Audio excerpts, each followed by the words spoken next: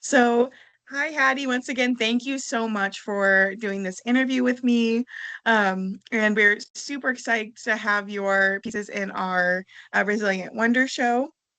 So, to kind of start, I would love it if you could just tell me a little bit more about yourself and kind of a little bit more about your art. Okay, yeah, it's been great showing with you, and I'm glad to be have been had a chance to be involved in your community there. Um, so I live in Peoria, Illinois, but I grew up in Kansas, Southwest Kansas. So I'm newer to Illinois, but I have family here. So, um, what else? I moved to Illinois to get my master's in fine art. So I studied my technical degree is under painting, but I ended up doing a lot of mixed media and fiber work while I was there, which really led me into the very diverse art practice that I do now. I find a lot of joy in repurposing things. Mm. So I'm constantly collecting objects and items from family members that they don't want, or like when my grandma downsized, a lot of my practice right now involves things that she used to own or use.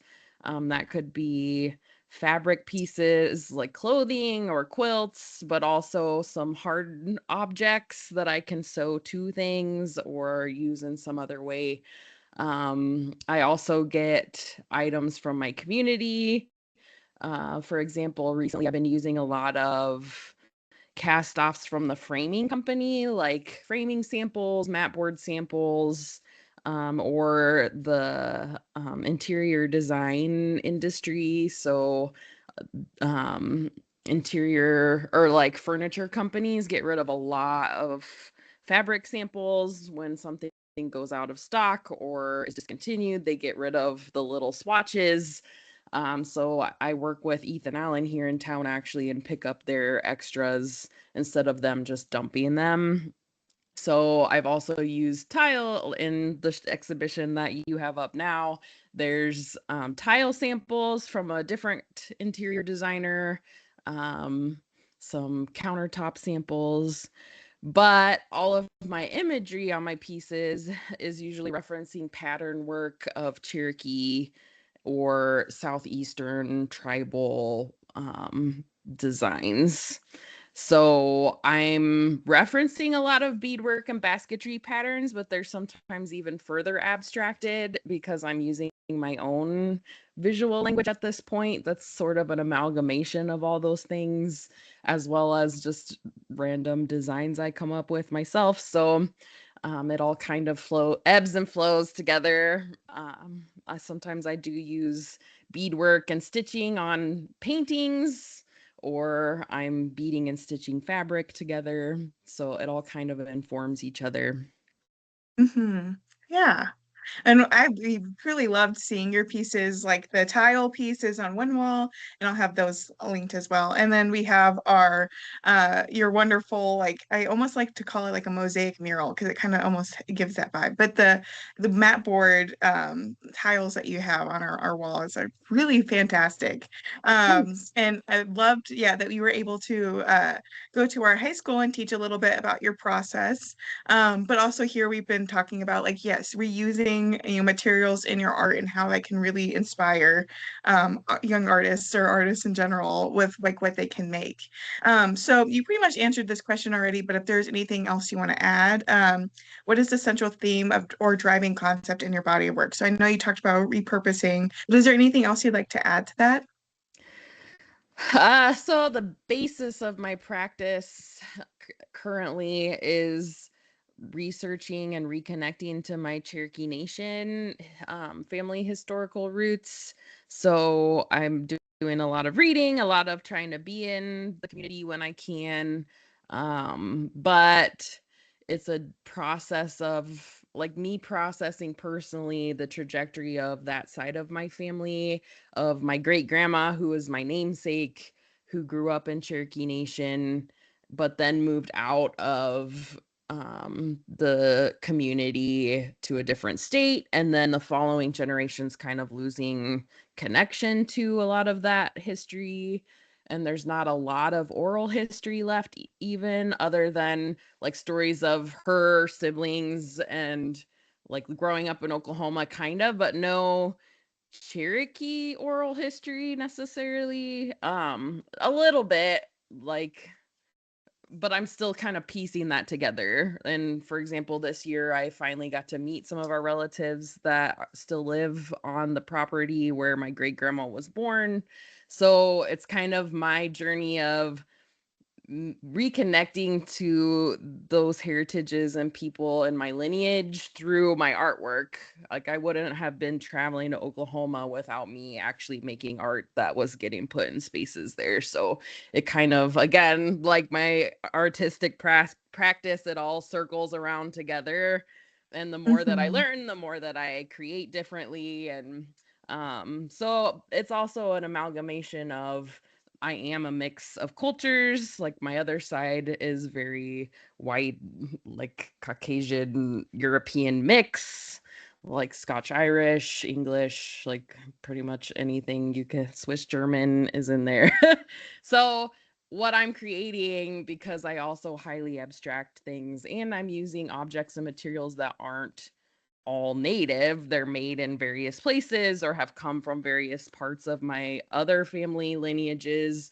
To me, it's just a outpouring of who I am as the unique individual that I am, with all the histories and people involved in my life. But I'm particularly interested in reconnecting my extended family to our Cherokee Nation heritage, which I've been interested in since I was little. I just didn't have the ability to ask my great grandma those questions when I was young. Like I was always proud of being Cherokee because she was proud of being Cherokee, but I didn't really know what that meant. And so now, since she's not with us, I have to kind of be reconnecting those ties for the rest of my family. So That's awesome. Thank you so much for sharing. So with that in mind, describe the creative process from initial concept to finished piece. You can pick one, or if you just want to pick like a couple that you really feel like show that process in the show. I'd just love to hear about it. it varies, like it's super various. I'll talk about the main installation in your space. Um, once I knew I was showing with you and that you were willing to hang a huge piece, which thank you for that. I decided to go ahead and go on with a installation idea that I had. I had all these mat board samples on hand, and the way that I usually do my work is whatever's been sitting around the longest in my studio and I'm tired of moving it around, then I find a way to make something out of it. So it was at that point of, what do I do with all these little L-shaped pieces that I'm just boxing and reboxing again? So I decided to make little frames out of them, and then I just started doing mini collages in the center of each one. So for that one, I started out with kind of an idea, but each individual piece took on its own life as I went, and as I used up whatever was nearby, basically. I had a little pile of random paper-based things from my life. Some of them have childhood drawings cut up and made into a new collage. There's some studies from my undergrad classes, like charcoal sketches, things that I can't get rid of, but I also am never going to hang on a wall. Like they were just part of the process of getting to where I am as an artist. So reimagining those things into little collages that then became this kaleidoscope reflecting my life's journey. And then also there's pieces in there from my family members or events that have happened in my community and friends around. So it's a very abstracted picture into very like the little aspects of how I became who I am as an artist.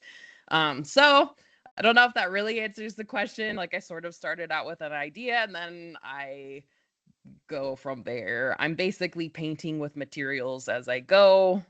And I see that I feel that way with even my ribbon weavings, which you have a couple of. I'll start with the idea and maybe the general basket tree pattern that I want to use, but then I'm choosing from my stash of repurposed materials as I go. I usually don't sit down and draft an entire concept before I start it. I usually have sort of an idea or a color scheme, but even that changes as it goes. If I run out of all blue ribbons, then I have to switch gears and figure out how to incorporate a different color that I have on hand, which for me, I'm always thinking I'm just making myself puzzles to solve. Like, instead of sitting down and doing Sudoku every day, I'm solving my own puzzle as I'm creating it on the frame. I love hearing about like the adaptability of your works, and then I know our community has really enjoyed that piece. It kind of also gives like an optical illusion, which is really cool. When you're looking at it from afar, it's like you see little circles in between each one. So it's just the whole design of it in general is like super amazing and intentional. And I love that when people come in, they like to look at each one and like see what, you know, they find things that resonate with them, whether it be colors, the images within. And I just love that, yeah, you reuse so much of your life, like materials, to create such a beautiful piece. So thank you for sharing that with us. I'm so glad that we were able to hang it because it's truly an incredible piece. So my next question is, where do you find inspiration? And how does your art function as a vehicle for like transmitting your stories, histories, or worldview? I know you kind of touched on this a little bit already, but I know this is something kind of very central, I feel like, in your work is, you know, like your stories are very incorporated in it. Sorry, can you say the question one more time? No, you're all good. So, where do you find inspiration, or how does your art function as a vehicle for transmitting your stories, histories, or worldview? I mean, like I said, my inspiration is my like lineage, and Mhm. um a lot of recent pieces have also involved things of my grandma on my mom's side, who is about to turn 100 this year, or like in February next year, I guess. um so thinking about her lifespan and her influence on me and her like depression era childhood, saving things, I've been very formed by those lines of thought, and how she was very like she and her mother before that, who again is my namesake, were very intentional about reusing everything that they could. um and so that's shaped me and still inspires me when there's a pile of something that's being discarded. I'm like, wait, how could I take this and make it into something? um I also worked in a thrift store for a couple of years, and just seeing, like, we all think of that as the last ditch effort of getting things into people's hands, but seeing still the high waste that happens even in thrift spaces. Mhm. Seeing, like, if they got too overwhelmed, basically they would just dump things without even opening the bags because there was too high of a volume. And Mhm. that, like, that's what I knew, like, I can't work in this environment because it's too stressful for me to see things Yes. being thrown out without even being considered. So a lot of that still inspires me, and there's just something satisfactory of repurposing things, but also nature. A lot of my paintings are abstracted florals or natural elements made into a pattern or a bright field of color. And then Cherokee basketry patterns feature a lot in what I do, which again is something that I've been kind of reteaching myself, or like people who have put resources online are the ones teaching me, because I'm not in my Cherokee community being able to take classes yet. I have standing offers from people to go take a class, but then I have to make it to another state and have a chunk of time to do that. So I'm Right. hopeful that will happen, but it hasn't yet. So um trying to think what else. So, and each piece differs. Some of them have more of a narrative than others. And I try to put that in the title, or like on my website, I always write a descriptor. You can read about the piece on there. Or on my Instagram, I post, I'll write, whatever inspired the piece, or if there's really a meaning behind it. But then there's some that I just make because it's pretty. And like, I have had to also learn that that's okay, and to Yes, yeah. explain to people that it doesn't always have to have a really deep meaning to it. It's still coming from the visual language I'm creating out of, like the dots that represent beads, or the lines that represent stitching, or the fact that it might be Southeastern tribal floral-esque, but I'm not making it with a really deep meaning. It's just who I am. So Right. Yeah. Oh, I love that. So with the next kind of question, do you have any advice you would like to give to an artist, whether that be a new artist or, someone who's actively creating? Is there just anything you've learned from your years creating art? lots of things. I mean, the biggest thing you can do is just keep making. And then Hmm. I always try to tell friends, like some of my friends are huge perfectionists, which I am too on some level, but they'll make something and then they'll be like, I can't ever look at that again. I have to get rid of it. I'm like, well, keep it and make it into something new. Like, you can always reuse if you've put your hand in it, if you've taken the time to create something, you can always reuse it later, make it into something you are happy with. But I know that that's just the way my brain works, and some people can't ever like reimagine something they'd already made. But I think, like, regardless of all that, just keep making things. You'll make things that are a flop.